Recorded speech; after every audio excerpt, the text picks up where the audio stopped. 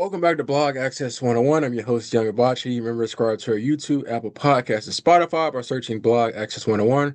And if on YouTube, don't forget to like, comment, subscribe. This is episode 297. I'm here today with my co-host, Mike. What up, Mike? How you doing? How y'all doing? Grateful for being back on the show. Long, long, long time no see, my guy. Yeah, long time, guys. Long time. Glad to be back. Appreciate to have you. And boss, man, Super Bowl Sunday. Let's get it cracking. Yes, sir. All right, we jump right into it. Since you talking about Super Bowl Sunday, in today's game is against New England Patriots and Seattle Seahawks. Throwback to what 2015 back in Phoenix. 11 years later, same teams, obviously two totally different teams, but still two same teams. Um, I guess I'll start it off. Me personally, I don't know why New England is considered the underdog in this game. I don't understand it. Um, I just feel as though Drake May is a young quarterback. I feel as though this reminds me of what young Tom Brady with New England when they had that dominant defense. And then he just used Tom Brady early on and just he made the throws they need to make in order to win the game. And Vinatieri kicks a field goal. I feel as though they're gonna win Right. 21-17, provided they shut down Jackson Smith and Jigba, which I feel Christian Gonzalez would do. They had a lot of those wide receiver ones in the doghouse throughout the season. I think what AJ Brown had a rough stint against them. Tyreek Hill struggled against them as well. So their corners, particularly Christian Gonzalez, shows that they know how to deal with these wide receiver ones. Also, I feel as though this is a big moment for Stephon Diggs. Played all the years with the Bills. They just end up trading him. This is kind of his lick back if he wins the Super Bowl. Not if he wins the Super Bowl, when he wins the Super Bowl today. Um, I feel as though they're going to win on his back as well as defense. Um, so yeah, I feel as though that the Patriots are going to win 21-17. What are your thoughts on that, Mike? I disagree with you about plethora of your takes today. I think that the Seahawks is actually going to come out and win this. It's going to be a defensive minded game. I think it's going to be low scoring. Nobody's going to score 25 points. And then from there, I think that there's going to be a significant opportunity for that defense. I'm talking about Seattle's defense. The dark side is their nickname, I believe. And they're going to really showcase exactly what Drake May is going to need. I think this is a pivotal point for him to go to a Super Bowl and lose. I do think that they're going to have another like dynasty talking about New England. However, when it comes to Seahawks, I think that this is where they're going to say, okay, this is our first time here. We're going to lose this game and then we're going to come back better than ever. Um, Seattle's defense is just all they need is that front four to basically get a pass rush. They don't need to do anything else. They could put everybody else in coverage, have the middle linebackers, have their threes be in the mid, and then just let their corners and safeties just fly over the field. And I think that that's going to be very pivotal towards that. I believe that they had the rookie safety. I believe his name is. I do not want to mispronounce it, but I believe he had a significant ankle injury. But it is the Super Bowl. Take that shot, and he's going to play through it. And I think that he's going to be the pivotal point.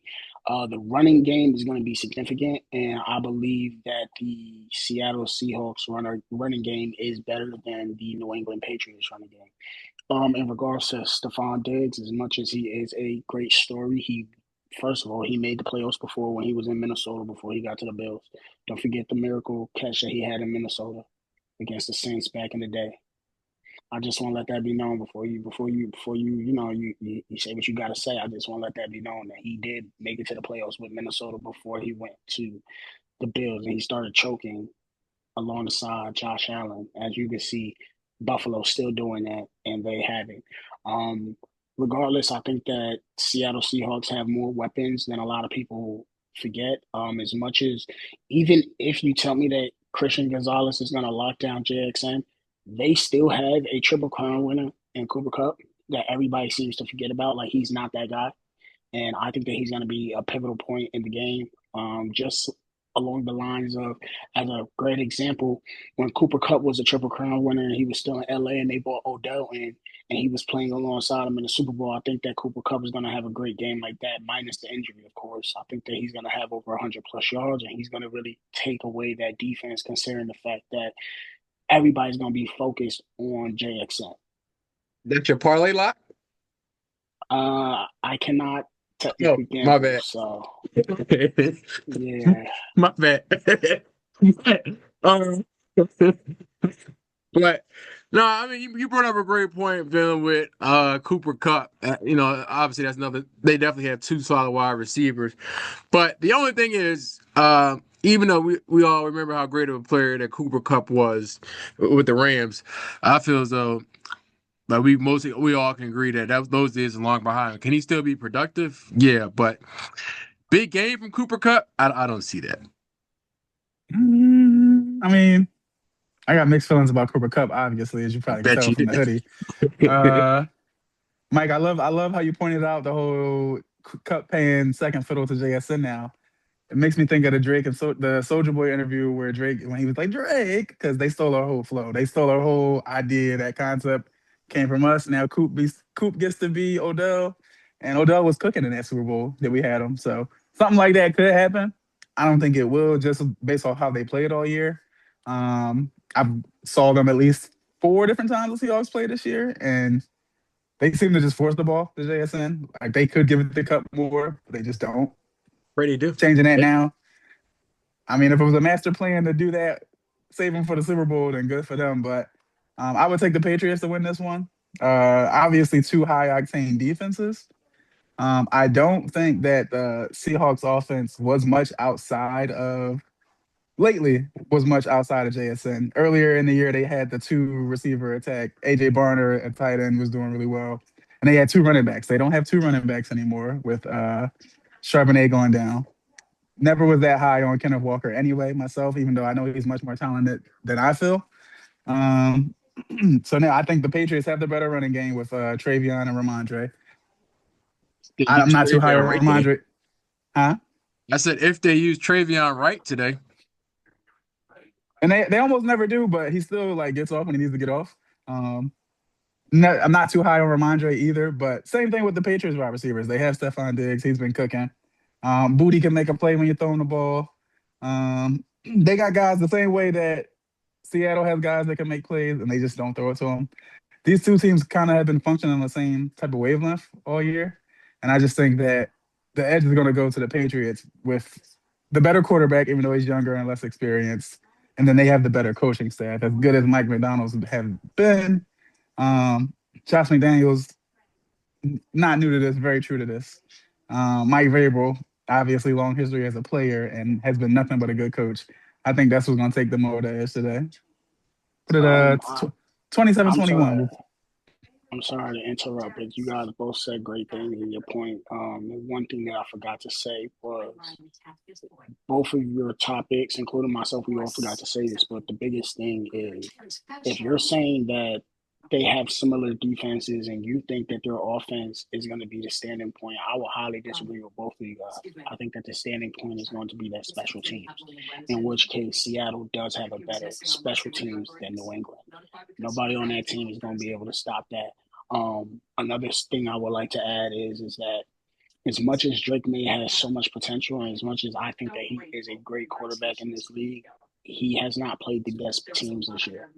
So leading up to it, when he has played dominant teams this year, especially in the playoffs, he has been saved by his defense. The man has, I believe, 4 or 5 turnovers in just the playoffs alone. 8 fumbles, if I believe right. I might be wrong with those numbers, but I know that they had significant turnovers in the games that they played in the playoffs, and their defense has gotten them out of that bind. I'm not sure if that is going to continue to hold. I personally, I just want a great game. I don't want to blow out. I don't want a low scoring game. I wanted, hey, let's go back to back. Let's get a couple punts in there. Let's see like an actual football game, all hands on deck. Personally, if it's up to me, I want to see some nasty hits. I'm not gonna lie. I want to see somebody get sacked and slammed. I want to see those 50-50 balls, and somebody come down and they get cracked across their chest legally cracked across their chest where it is a tackle, and we can really say like, "Ooh, damn," and really go from there. But I really think that Shaheed is going to play a pivotal point in that special teams. And don't forget, guys, like as much as it is, even though Charbonnet did go out, they do have other running backs. It's next man up in the NFL, and they do have that. So I don't want anybody thinking that their next man up is not going to be good enough to play that game. Yeah, but the Patriots is I was waiting for y'all to bring up. I was talking about Cup. I was gonna say, yeah. I mean, Mike probably brought up with Shaheed. That's the one, the receiver. That if they gonna win the game, we need to like go through him. If they over there focusing on Jackson Smith and Jigba, because I mean, he definitely got the speed to blow the top off the defense. With the deep ball. No Diddy, but but uh, But no, I feel like he's like one of the. Obviously, we know Jack Smith is the main X factor, but I feel as though he's another X factor that they're going to need to have a big play, like Mike said in the special teams. But I feel as though in the offense as well, because like we talked about how there's going to be a defensive game. So whatever offense can strike fast and early. I feel that's the team's gonna win, and just piggyback what Mike was talking about with Drake May. Of course, like I said, like he's the younger Tom Brady, rely more on defense, but he also showed in that Denver game that he's able to pivot and takes the defense give him, which you don't see a lot with a lot of young quarterbacks, particularly in a playoff game. You see a lot of them being fragile or erratic in a situation like that. Where Drake May just did what he needed to do in that Denver game to get them out of there, and where he had 86 yards throwing, and then he was able to get 65 yards rushing and still score a touchdown in a snowball. Um, so he showed me that he can any climate, any type of pressure, he's gonna get the job done. That's why I got New England winning today. you bring up a good point with the defenses too. Like Drake May might have looked bad against Houston, against Denver, and with the weather and everything, but still played two of the strongest defenses in the league. So when he sees Seattle's defense later tonight, it's not going to be something new. Whereas for Sam Darnold, played San Fran, they've been beat up. Played against my guys, we were offensively powered all year. So this is going to be a whole new. This is going to be something new for Sam Darnold today. Whereas Drake, as badly as he might have played, he'll be more comfortable quicker, I think. As Yeah, much so as I do agree with you, Rod, in regards to the whole, they did play two great defenses, and I'm not taking anything away from that. Their defenses when they play Houston, their defense when they play Denver have been phenomenal. I believe that they were both top five in the league. Mm-hmm. Their offense was stagnant. You had a quarterback who literally turned the ball over, and they only won because he could not get the ball back. I could If write a he did paper. not have those four, hey, look, I'm not disagreeing with you, but in that Houston game, there was a I'm, good chance of them yeah, I was gonna say, as Houston bad winning. as CJ, I could write a paper on how bad CJ Stroud played, but Hey, listen, I'm gonna be honest. Shout out to Rob. He could probably write a dissertation on it. Um, funny. but yeah, I'm just saying. I'm not sure if you guys could see me. My camera seems to be I can yeah, black see for you. right you. now on my side. Okay, cool. It's black on my side. But in regards of like I said, when it came to those two defenses, when it came to them playing Houston, when it came to them playing Denver, you had abysmal play by their quarterback, and then you had a quarterback who did not play the entire season. So I can't hold that to the same standard concerning the fact that as of right now, Sam Darnold is playing. The guy who went back to back 14-3 seasons with two different organizations, he's playing in this game. And when it came to both Houston and Denver's defense, as though they're both top five, Seattle is number one. That's the only thing that matters. You're going up. You played great defenses, and you had turnovers. There were fumbles. I looked up the stats. He had two picks in the off in this playoff season. But what's going to happen when you go up against a team that is just as good as Houston, but has a competent offense?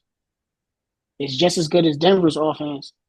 I mean, as Denver's defense, but now you have a competent offense with a quarterback who's been playing for the past two seasons who has not been just sitting on the bench behind the pivotal guy. But we all know the biggest knock on Sam Darnold's career was he didn't show up early on in the big game or just in general. Obviously, now these past few games, he showed he's playing much better and is like reborn as a star QB, which we all expect him to be as a number one pick. But I just feel as though this is the game he might crumble. Mm-hmm. If you take Jack Smith and Jigba out this game, you're gonna have to rely on Cooper Cup, an aging Cooper Cup, or Rashid Shaheed. Um, I and I don't see the. Of course, like I said earlier, I feel like Rashid Shaheed can take the top off the defense, with his speed. But I just don't see the Patriots. I see the defense bends, but I don't never see them break. obviously even with Denver before the snow started coming down, what was the second half? They gave up that one touchdown and locked in the rest of the game. And then of course the snow helped them in the second quarter when there really wasn't much throw. But even after that first touchdown they gave up, they locked in. So I just feel as though the Patriots and I feel like their coach is better in dealing with Mike Vrabel. Plus, he's played in the Super Bowl several times, so he knows what that feels like. Now, it's first time as a coach, but he knows how to prepare as a player so he can get his guys ready. So I just feel as though they got all the Playing and coaching are advantages. two different things. It is, but he was a player at one time, so Okay, he knows what to playing say and to the coaching is guys. two different things. Yeah, I feel you, but And as a player, and he gives them McDaniel, insight what they need to focus on. I understand that. And McDaniel and Kubiak for Seattle, they coached in multiple playoff games. But I mean, there's a reason why Kubiak Just left saying. Baltimore. So he was a great coach though. But I just feel as though this everything tracks to I don't think Kubiak was New England. in Baltimore. He wasn't. I don't think Kubiak was. Like, McDaniel's was in Baltimore, and he got the head coaching job from them. And that was when they had the number one defense. I swear That was Kubiak when was everything was aligned for Lamar. I'm not sure about Kubiak, but we can look that up. But I I know that swear he's in Baltimore. McDaniel's was at Baltimore. But anyway, but but then what New England finished what on the road? Obviously that's regular season undefeated 9-0. If a team that just shows me like a team you can go nine undefeated in the regular season on the road, that just shows me you're a championship caliber team. And I just feel as though this is their year. Even though Drake May is young, I just feel as though all he needs to do is what he did in these past few games. Just make the throws he needs to make, and if he needs to take off and run, go ahead and do that. And then let the defense do what they need to do, and it's going to be a 21-17 game. But Yeah, I um, looked it up just to let you guys know. Clint Kubiak was never in New England. He was with Seattle. He was with the Saints. He was Gary with San Kubiak, Fran. he was with Baltimore. It's like I thought could have swore Well, Kubiak was now, with Baltimore. I was that's two. talking It's Clint two. It's Kubiak. two. Yeah, it's two of Oh, them. okay. I'm talking about Gary. My bad. Gary used to be the head coach Well, of the Gary, Texans. yeah, Gary's not coaching in this game. It makes See, sense. He shouldn't be. I don't that's think he why I should was be coaching like at all. Kubiak. I'm like talking about that's Yeah. only Kubiak I know. Yeah, All right, but Gary no, was. Yeah. Kubiak. You have Clint Kubiak. As soon as this game is over, win or loss, he will be coming to Las Vegas, and he will have his presser as the new head coach of the Las Vegas Raiders. Good luck with So that. That team. They about 5 years away. it's hard.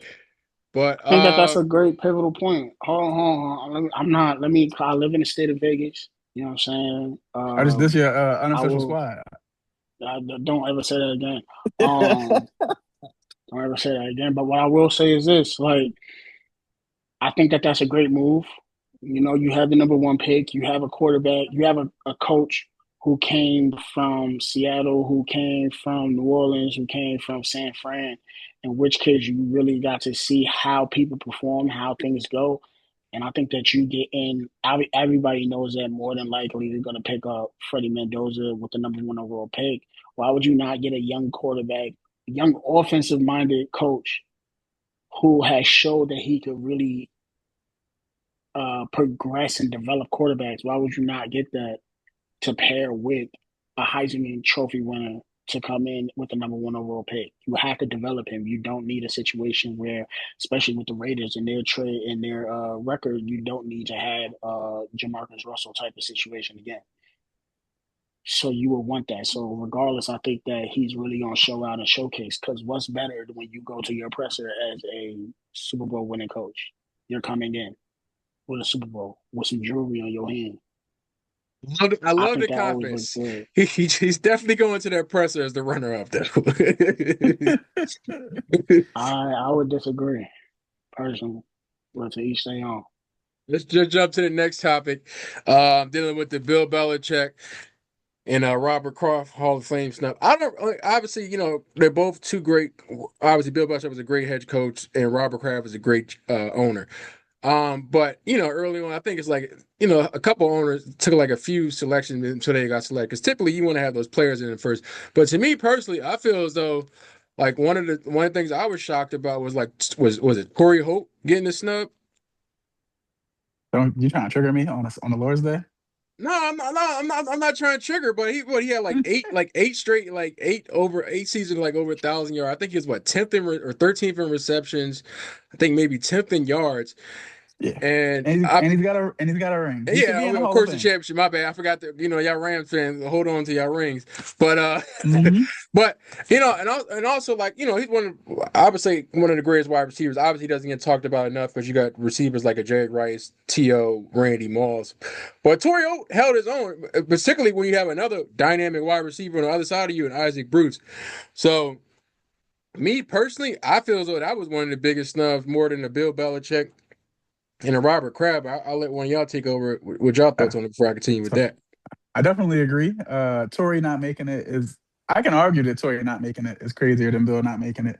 Especially with the Pats making it back to the Super Bowl already this soon after Bill. But yeah, Torrey Holt back in those times, like the argument for Torrey was like easily the best hands in the game. Like he didn't drop the ball. And this is playing while Larry Fitzgerald is playing. Obviously, Larry got more converted tackles than drops. And Torrey was in that same type of like energy, like never dropped the ball, always made the play. Obviously a part of the greatest show on turf, got a ring. Everything he needed to do out there, he did. I think what might have hurt him is that he just never was the big personality. So not a TO. I mean, Larry wasn't the biggest personality either, but Torrey was even below that. Um, but yeah, I can't think of any other reason why he wouldn't have made it. Like he had the stats, he had the performance on the field, they were winning. It's the What else did he seventh need to time his do? name popped up, and like this is the seventh time he ain't get picked. It's crazy. Like, Yeah, I don't know what it is. He should big game. Big game should have been in there. If you want to say not first ballot, cool, but like not still not in there. definitely not. That shouldn't take 7 tries. Well, I guess eight Yeah, now. yeah. Like, coming up. Wild times. I mean, Bill not making it again. Tom Brady left and got a ring fast. Patriots and Bill split. They're back in the bowl fast. So like obviously coaching matters. Obviously he has 6 or 7 rings, but clearly they've done things without him, and he hasn't done anything without them. He was an all-decade player too in 2000s, but I'll let Mike take over though. In regards to Holt not getting in, I think that that's blasphemy. I think that he has everything that Rob said. I think is true. And yes, he is biased, but I think everything that he said is factual. Like he is that guy. He was that guy when he was on the field in between the lines. I think that he was a phenomenal player. I mean, everybody thinks that concerning the fact that he's even being snubbed to begin with.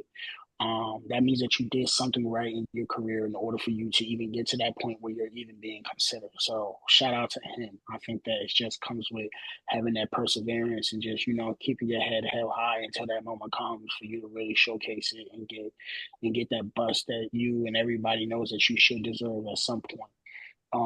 There are other people that I think got snubbed, and I think it was before I even talk about Brady and Belichick. I think that the other people, I mean, not Brady, but Kraft and Belichick both being snubbed. I think that there were other players that were snubbed as well that I just also want to give a little light to. Ken Anderson, L.C. Greenwood, Willie Anderson, Jari Evans, Terrell Suggs, I think should have got in. I think that this was his first time.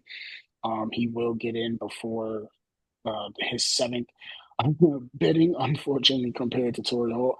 Hopefully, Torrey can get in the next year or two. Eli Manning, as much as I'm a big blue type of guy, I don't think that he's going to be a first ballot. I don't even think that he's going to be second ballot, for being completely honest. I think that he's going to have to wait a couple years in order for him to get in. Even though he had great playoff performances, it's not just playoffs. It has to do with just longevity in that regard. And then the last two that were snuck were Bill Belichick and Robert Kraft. I personally think that they they are Hall of Fame. They are Hall of Fame, absolutely. But the way that they have two scandals underneath their regime, I think that that's the only thing that is holding them back. You having the deflate gate, you having the spy gate, and it being with that. And not just that, but the fact that you're not, what's the best way to say this? Bill Belichick has never been media savvy. He don't want to talk to them. He don't want to say a word. He's like, hey, I'm giving you the bare crumbs.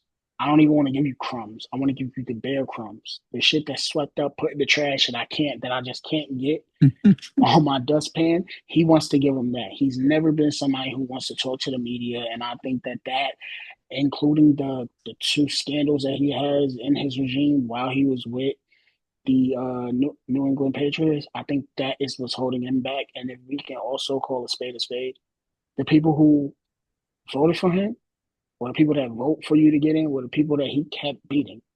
And it clearly, as much as people say, oh, there's no bias, everybody is biased. Everybody is petty. This is football. Okay, like let's call a spade a spade. This is football. This is where I need a reason to hate you when I go across that line to crack you across your head. I need a reason.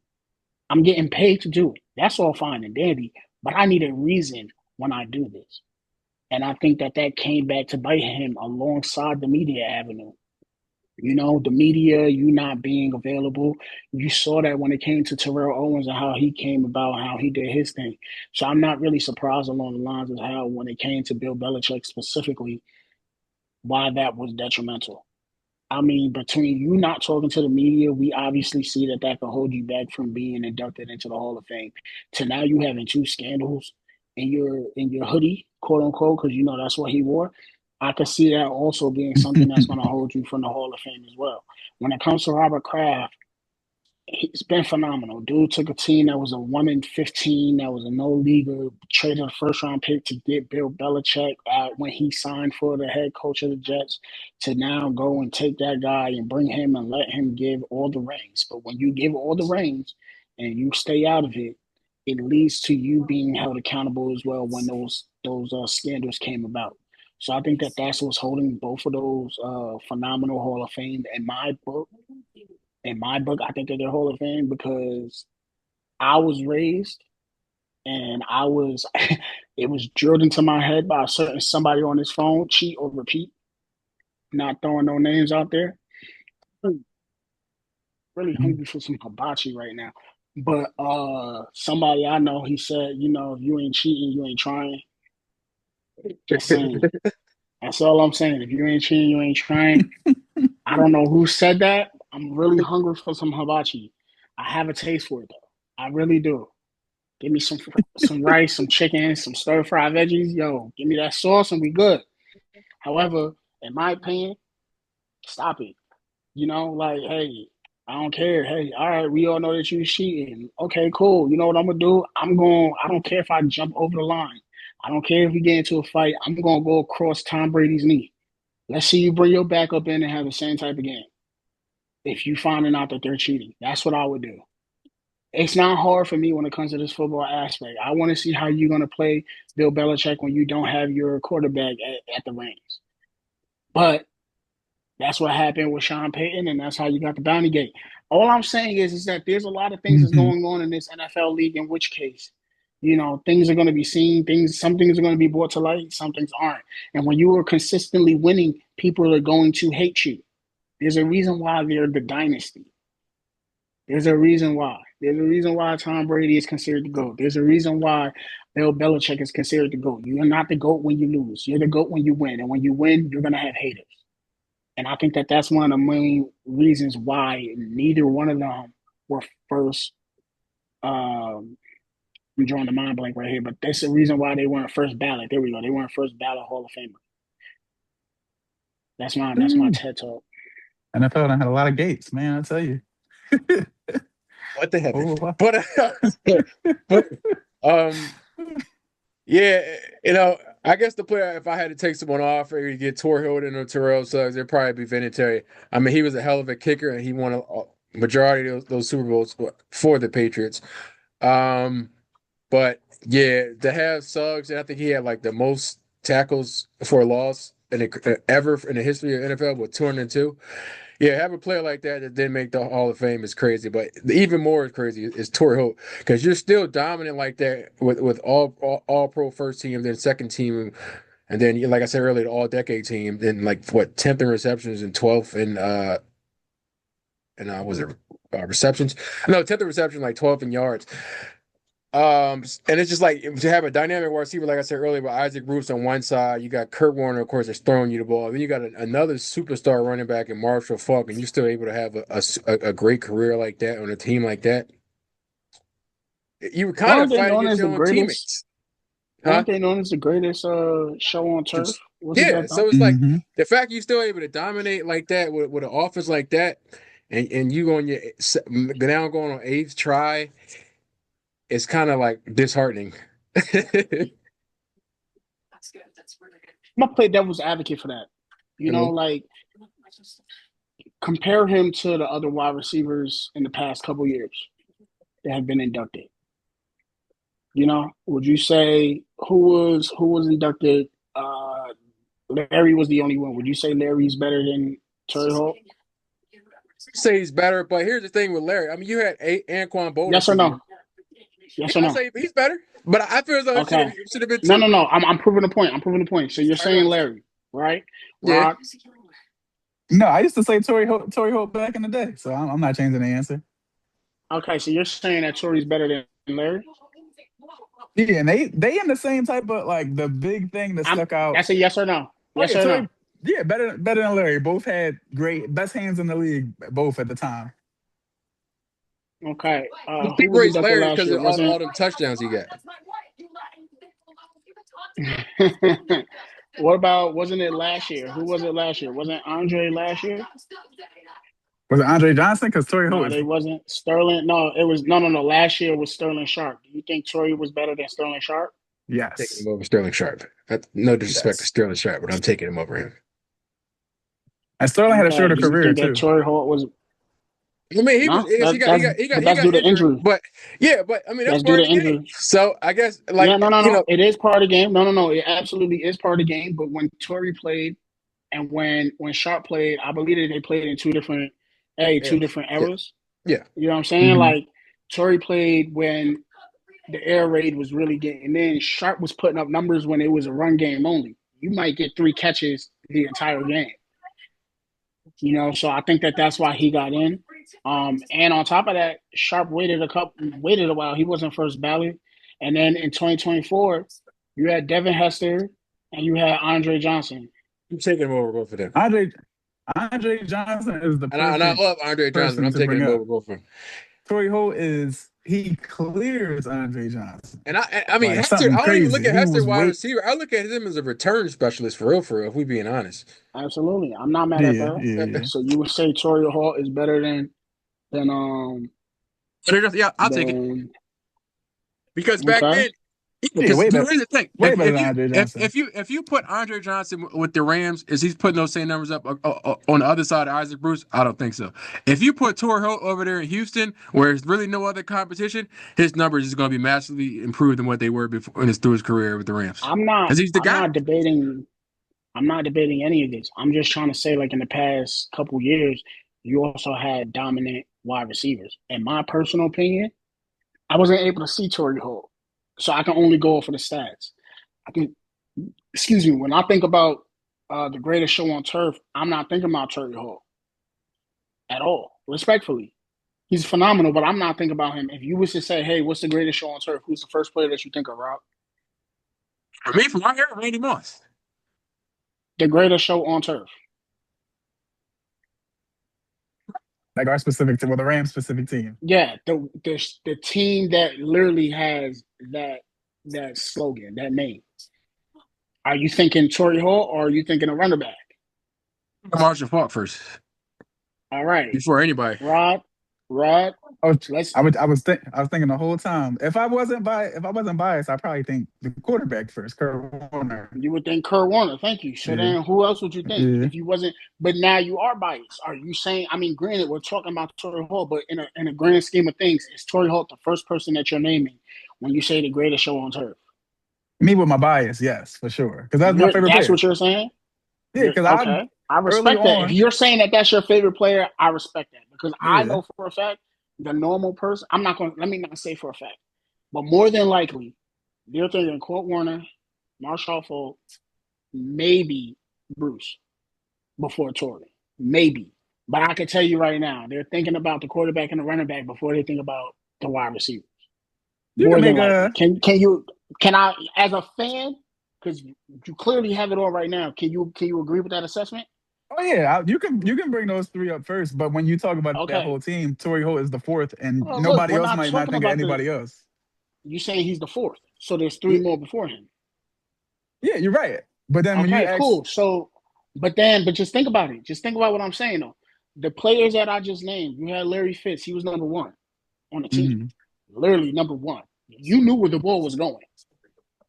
And he always caught the ball. You knew where he was going.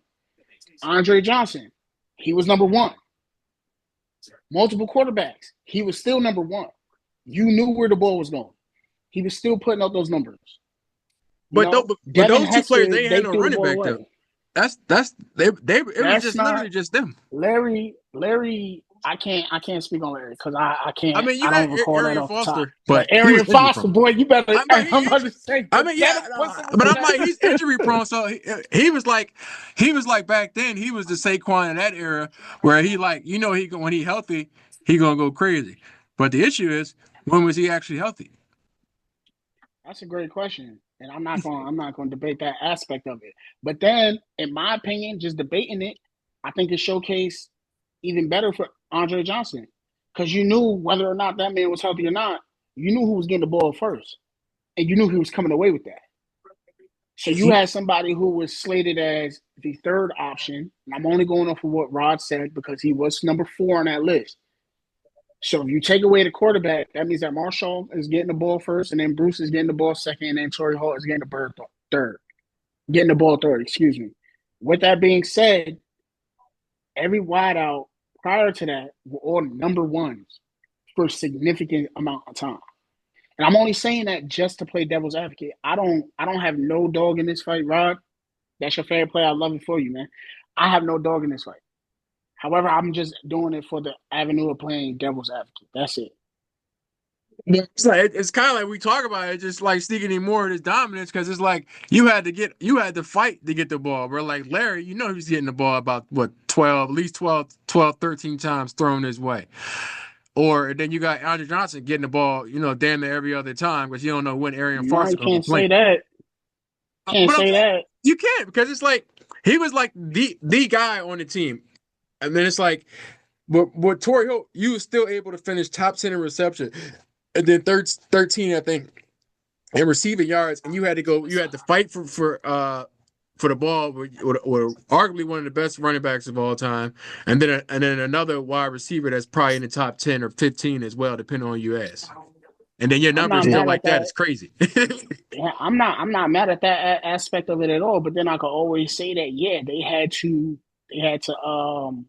fill the box because you had one of arguably the greatest running back of all, and then you had to double Bruce, which meant that you was on a one-on-one every time with arguably either their third or their second corner because you had to Yeah, get I double was. with the safety. It wasn't that simple back then. Torrey It's a good Holt analysis was. because it opened up Oh the no, no, playbook no. for him. I'm not taking anything away. I'm just for the fact of playing devil's advocate for the sake of the conversation. That's all I'm doing. I got We're you. talking about him. I got you. I I think that think. I stated earlier he should be in, and I want to let that be known. Even though I am playing devil's advocate, he should be in. However, I also could see the reason as to why he's not. How much of your production was based off of the fact that you had a number one and you had two number ones on your team and you was considered the third option. How much of your production was based off of that? And that Majority of it, but at the end of the that's day, the part of the even if argument you get that's. that 1-on-1, you still gotta catch the ball. And he showed his hands was like damn, they're And automatic. you're okay, but you're also a professional. So in my opinion, they should be. So we've You're seen there how for many a reason. professional wide receivers that can't catch the You're ball. there for a CD reason. Lamb. Oh, you're talking about your own team, sir. Listen, How That's Torrey you not Holt sure my has you want to team, go? six. Mister You sure you want to go in Draxis. that Calico? That's not your team. No, go Birds. But Oh, you missed. Oh, you missed this. Where was you at for this chapter? He wild. He the first ever that I've known. but I remember nah, somebody saying Cowboys everything for a long time. I didn't know when he a jumped cow up who? that. He was a cowgirl for a long time, sir. That's That's like seeing me in a 49ers jersey next week. Crazy work. I'm It would But never man, happen. I didn't it's know It this just. would was never But changing. happen. I just feel as though, even though, like we say, you're expected to be a professional, you're expected to do this. Yeah, but at the end of the day, some people crumble under pressure still, even though they're professionals. Absolutely. Torry had Nobody's six taking nothing straight away from them. 1,300-yard seasons. Yeah, that's Six crazy. straight 1,300-yard And seasons. that Nobody's offense doing is that. insane. And this is before they start stretching the games out to 17 and then all that. 7 to 18, week 18. This is 16 games, and you put in a number like that is crazy work. With the offensive player you get. But just to wrap it up, Rod, I just want to talk about how you got that crazy trade. What you trade? Went Oh, and got Jalen yeah. Johnson for who was it again? I gave up some good capital though. I gave up And then he goes to go to Boston. Now his fantasy value is depleted for real, for real. Oh, y'all talking I had a fantasy. I feeling he was might be like, traded. what are y'all talking about? Mike, you in the league, Mike? You in one of these leagues? No, Nah, man, I can't. Due to my places of employment, I can't really gamble. The max winnings I could ever take from fantasy sports was always $250.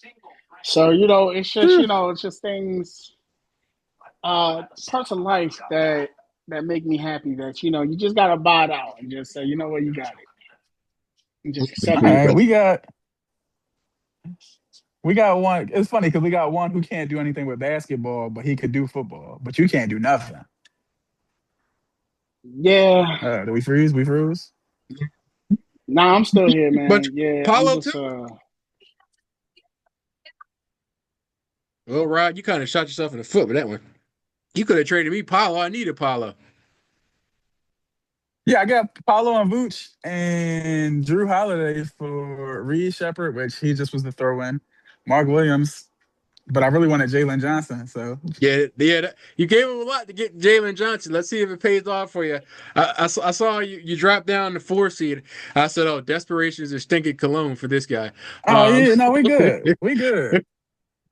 We are gonna be a top. We getting a bye week and we getting a championship. fight There's no back. other options. Fight back, Rob. Stay sucking. Bro. Oh, we cooking. I gotta win. The first 4 Pause. for the top 4 for the first round joint, y'all is like one game out. But that was I'm surprised they didn't veto that, John, because that joint could put you back in the driver's seat. But if you see me first round, barbecue chicken, boy. I'll play Let you my next team stay week. healthy. I'm gonna. What we do? Yeah, Rob, I need you to I'll come play up you with next your week. own sayings, bro. You can't be over here saying barbecue chicken. You ain't got that. You ain't got that unk in you, bro. Don't Pause. That sounded crazy. That sounded That was crazy. wild. That sounded crazy. I understand it. That was I I understand it. said pause as soon as I said it. Y'all gotta give me my credit. I said pause as soon as I said it. That sounded crazy. speechless. You ain't like unk, man. You ain't like unk. All right. I know this is episode 297. You close to 300. Congratulations, man. Kudos to you. But I need you to say something else. It can't be barbecue chicken. It can be smothered chicken. You know what I'm saying? Nah, man. I Smothered tell chicken them all the time. Smothered chicken might actually When be better. playoffs come, playoff Rob a different vibe. But Rob, you Hey, see